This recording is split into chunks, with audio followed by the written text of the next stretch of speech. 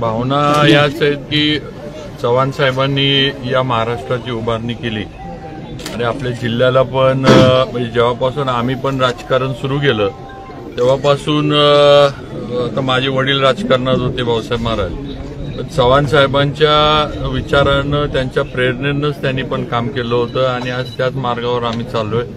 आज भारतीय जनता पार्टीनं आणि आमचे नेते देवेंद्रजी फडणवीस यांनी आज आमच्या सर्वांवर ही जबाबदारी दिली। आज सातारा जिल्ह्यानं महायुतीला भरभरून यश दिलं आणि अशा याच्यातनं आता पुढची जे काही या जिल्ह्याचा विकास असेल, राज्याचा असेल, तो करण्याचा आमचा प्रयत्न आहे आणि या याच्यामध्ये चव्हाण साहेबांचा आशीर्वाद, चव्हाण साहेबांची म्हणजे त्यांच्याकडनं या स्मृतीस्थळावरनं त्यांची प्रेरणा घेणं आणि कामाला लागणं महाराष्ट्रामध्ये, हीच भावना म्हणजे माझ्या आणि सर्वांच्याच आमच्या मनात आहे।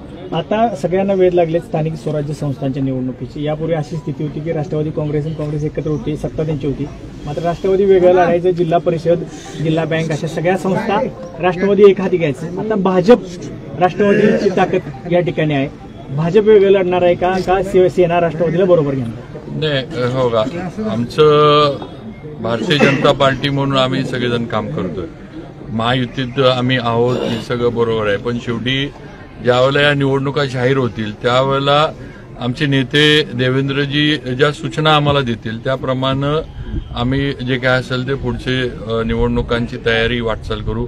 पण आमचं एक सगळ्यांचं मत भारतीय जनता पार्टीच्या कार्यकर्त्यांचं ठाम आहे की जिल्हा परिषदवर अध्यक्ष भारतीय जनता पार्टीचा झाला पाहिजे आणि आम्ही नक्की तो करणार, एवढं आम्हाला सगळ्यांना। साहेब, पालकमंत्री म्हणून तुमच्या नावाची चर्चा जास्त होत आहे। नाही, आता हे अधिकार मुख्यमंत्री आणि दोन्ही उपमुख्यमंत्र्यांचे आहेत, ते काय आमच्या कुणाच्याच अधिकारातला हा विषय नाही।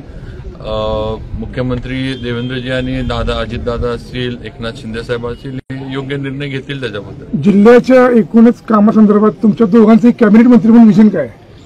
जिल्ह्यातले आता म्हणजे माझं जर विचारलं, आम्ही जे जिल्ह्यातले प्रामुख्यानं आता जयाभाऊंचा जो आहे दुष्काळी तालुका असेल किंवा आता माझ्याकडे सार्वजनिक बांधकाम विभाग आहे, या माध्यमातून आपल्या इथली म्हणजे रस्ते म्हणा, नवीन जे काय बांधकामं असतील, पुलाचे विषय असतील, मागे रवींद्र चव्हाण साहेबांनी हॅममधनं बरीच कामं नवीन केली, आज एशियन डेव्हलपमेंट बँक एडीबी बँकेचं आपल्याला फंडिंग मिळते, त्यामुळे जिल्ह्यामध्ये रस्त्याचं जाळं चांगलं असावं, दर्जेदार आणि क्वालिटीची कामं व्हावीत याकडे लक्ष नक्कीच माझं।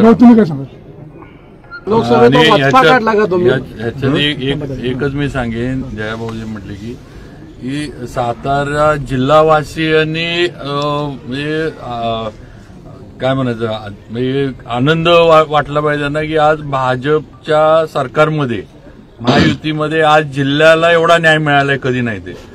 एक काळ आपला असा होता ज्याचा उल्लेख जयाभाऊंनी केला की आपण सगळ्याच्या सगळ्या जागा खासदारांसकट सगळ्या देत होतो निवडून, पण जिल्ह्याला मंत्रीपदं पण मिळत नव्हती, एक पण मिळत नव्हतं।